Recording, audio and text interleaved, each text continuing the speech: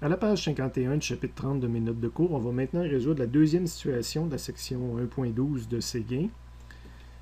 Section qui va nous faire quelques calculs, qui est un peu plus complète que la première. Donc, situation qui s'intitule une sphère chargée au centre d'une coquille chargée. C'est similaire un petit peu.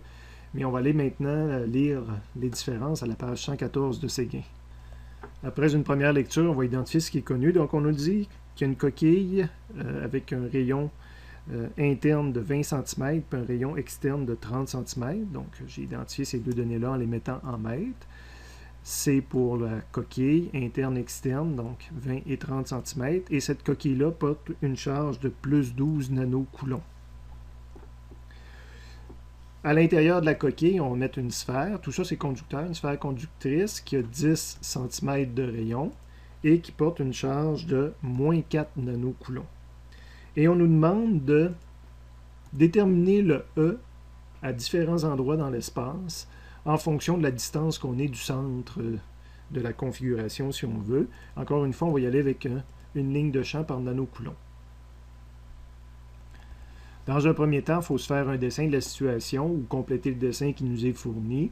Je vais le décacher, tout va apparaître en même temps, mais vous vous rappelez, comme dans la première situation, que ça apparaît par coup. Je vais même vous le dire, ce que j'aurais dessiné en premier. Ma coquille, ma sphère. Après ça, j'aurais mis 4 moins sur la sphère au centre, les moins qui seraient venus en surface, donc qui vont attirer 4 plus puis créer 4 lignes de champ, une ligne de champ par nanocoulomb.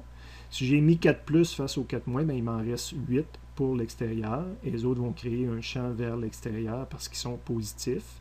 J'aurais identifié mes différents rayons, donc le rayon de la coquille externe, le plus grand, le rayon de la coquille interne, et la plus petite cote, le rayon de la sphère. Ça, c'est la charge de la sphère. Ça, c'est la charge de la coquille. Les lignes que j'ai dessinées, c'était mes lignes de champ E. Et ma distance par rapport au centre, ce que j'appelle la distance R, c'est un genre d'axe. Au lieu d'être un axe X, c'est un axe R. Donc, on me demande quel est le 1 à différentes distances du centre. Deux possibilités, soit que je commence au centre puis je vais grandir tranquillement ma distance. Je pourrais le faire dans le sens inverse, mais moi, je préfère commencer au centre. Donc, on va s'établir différentes zones puis dire qu'est-ce que vaut le E à ces différents endroits-là. La première zone intéressante, c'est quand mon petit R est plus petit que le rayon de la sphère. Donc, quel est le champ quand je suis à l'intérieur de la sphère? Prochaine page, page 52. C'est ce que je vais avoir illustré ici. Donc, je vais faire un premier calcul. Quand mon petit R est compris entre 0 et RS, quelle est la valeur du champ électrique? Bien, aucun calcul, je suis à l'intérieur, page 51, je suis à l'intérieur d'un conducteur. Bien, on l'a dans le résumé. À l'intérieur d'un conducteur, le champ électrique E est égal à 0 nanocoulomb. Je réécris un peu la même chose en dessous, parce qu'on va écrire plusieurs fois. C'est notre réponse finale. Ça, donc, ER est égal à 0 quand je suis pour un R compris entre ces deux valeurs-là.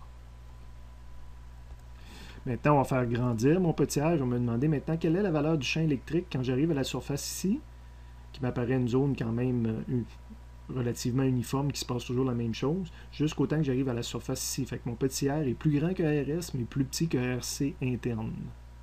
Page 52. Mon petit R est plus grand que RS, mais plus petit que RC interne. Ben, le champ électrique, ça va être le champ électrique créé par une sphère. Je reviens à la page 51. Donc, si je serais à quelque part dans l'espace ici, ben, pour moi, le champ électrique, c'est le champ électrique créé par cette sphère-là, qui est 4 moins. Je vois 4 lignes de champ, donc c'est le champ électrique, en ne pensant pas au risque du monde extérieur, c'est le champ électrique que j'aurais si j'aurais eu juste 4 moins.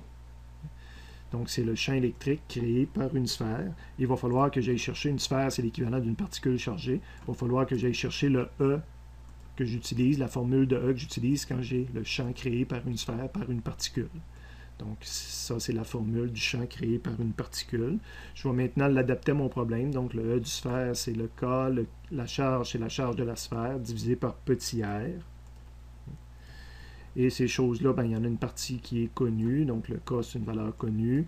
Le QS, c'est une valeur connue en valeur absolue. Puis, divisé par le R. Je peux multiplier les deux termes en haut, ben, dire que c'est 36 divisé par R carré.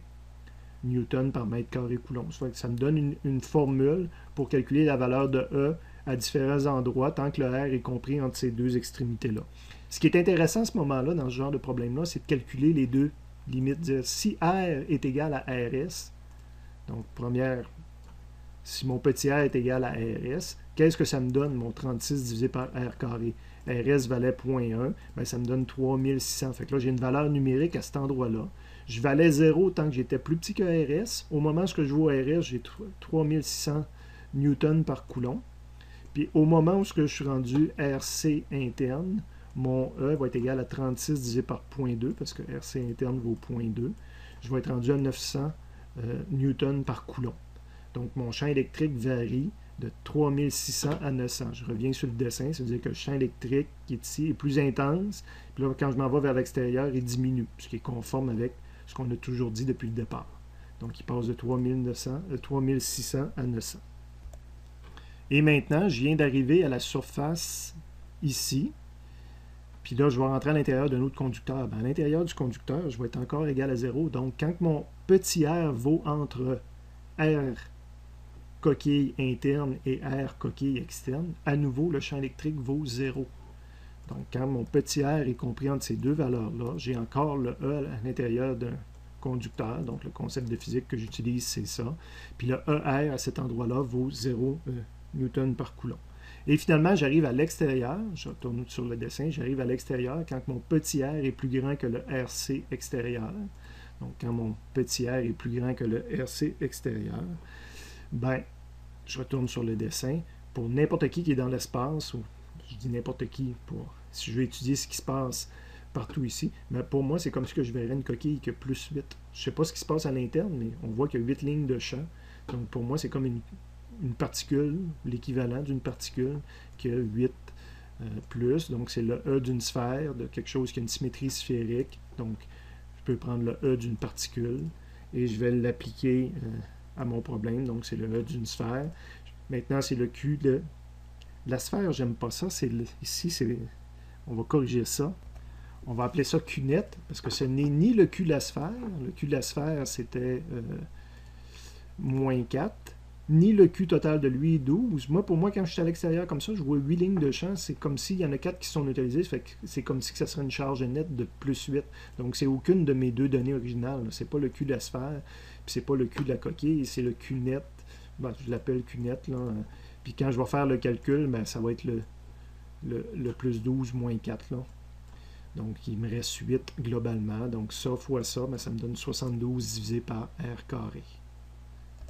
Et là, ben, il y a une seule valeur intéressante que je peux calculer, c'est quand je vaux exactement RC extérieur, quelle valeur que cela me donne. Donc, c'est 72 divisé par le RC extérieur valait 0.3, divisé par 0.3. Donc, à cet endroit-là, je vaux exactement 800 newtons par coulomb. Et je vais diminuer, plus je m'éloigne, plus cette valeur-là va diminuer. Puis là, on nous demandait de faire un graphique de ça. Donc, je vais le faire apparaître d'un coup, mais dans le fond, il faudrait regarder, partir en...